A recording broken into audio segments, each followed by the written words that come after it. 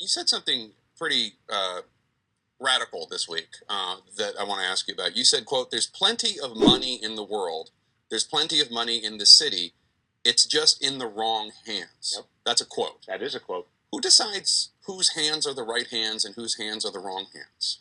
Look at what's happening in my city. Look what's Translated from Jake Tapper. Who are you to decide if the money belongs in my $6,000 suit? Because obviously it's a personal affront to Jake Tapper. We continue. what's happening all over the country.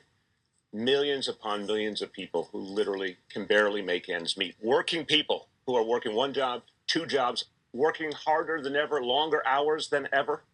The pace of our lives gets tougher and tougher, and people get less and less back. Why? Because the 1% really has rigged the system, including the recent tax law that gave a huge windfall to the corporations and the wealthy.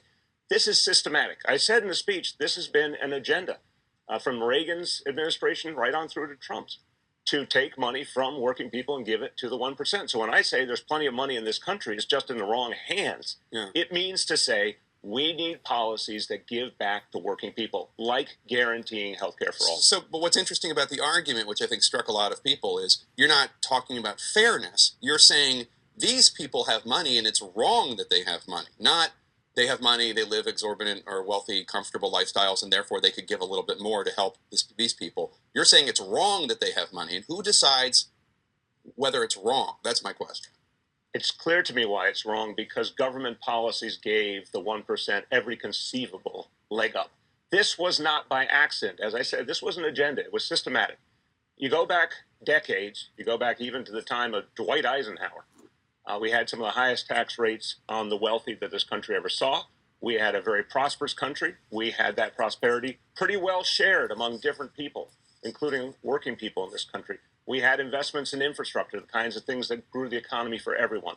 Over the years, since Ronald Reagan, there was a systematic agenda to take that money and get it more and more in the hands of the few. That was through tax policy, but a lot of other policies as well. This was not an accident. Democrats and progressives need to be blunt about this, and people will appreciate that bluntness. When we say, for example, guarantee health care for everyone, that's a doable thing. The money is there. When we say, which I announced this week as well, we're going to guarantee that everyone has a right to 2 weeks of paid time off, paid personal days, so they can live their lives better. The money is there. You get the point. You get the point of what I'm talking about here. You got Bill de Blasio is making a better argument, frankly, than Kamala Harris in her presidential announcement. We don't need tax credits. Tax credits are nice, but that's not an economic policy. That's not going to unrig a rigged system that is for oligarchy. That is not going to radically lift communities like Detroit, like Cleveland, like Milwaukee, like Flint, like Baltimore, like St. Louis, all of these deindustrialized cities and towns all over the Midwest, parts of the South that have had their jobs sent to China and Mexico. An extra $3,000 a year, an extra $6,000 a year for a married couple that's changing the side dish of the meal. It's not changing the main meal. And the main meal is a legalized auction. The main meal is a legalized auction, which is the United States economic system, which is primarily built on greed, legalized bribery, war, and public servants that are not public servants. So Kamala Harris, when you're talking about tax credits and these kinds of things, that's not enough to radically curb what has become worse than the Gilded Age of 1920s. So, in one hand, you can't say, oh, well, it's not a bad idea to have tax credits of upwards of $3,000 for individuals or $6,000 for a couple, but that's not enough. Is an extra $3,000 a year going to radically change the game for you?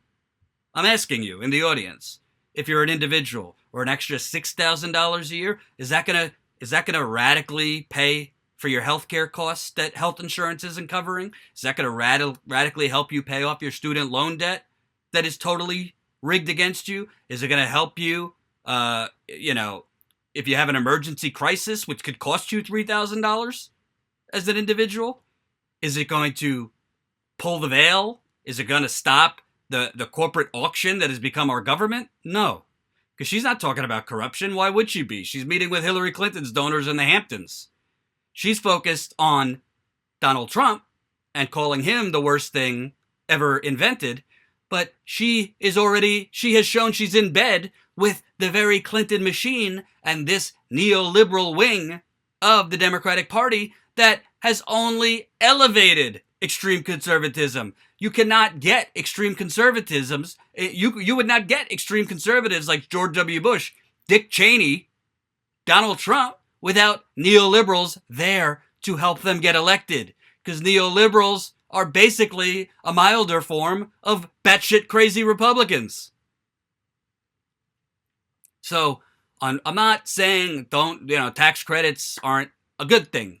I'm saying it's not enough.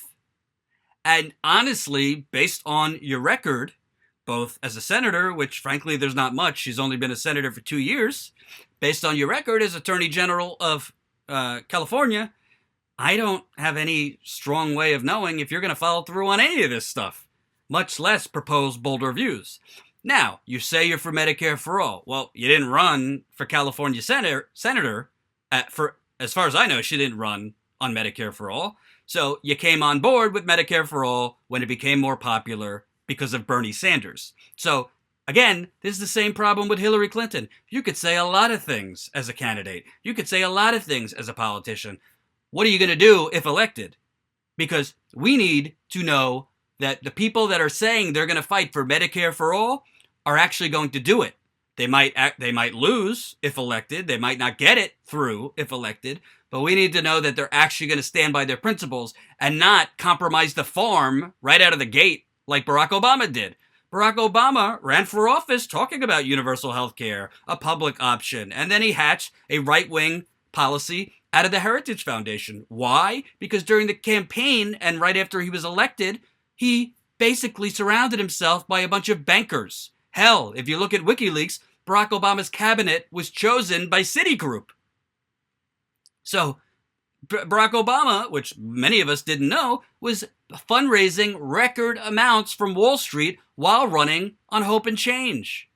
And by the way, as we've seen from Beto O'Rourke and others, just saying I'm not going to take corporate PAC money or super PAC money, it doesn't mean you're not going to take the max donations from bank executives. It doesn't mean you're not going to take the max donations from fossil fuel executives. It doesn't mean you're not going to take the max donations from the defense industry executives.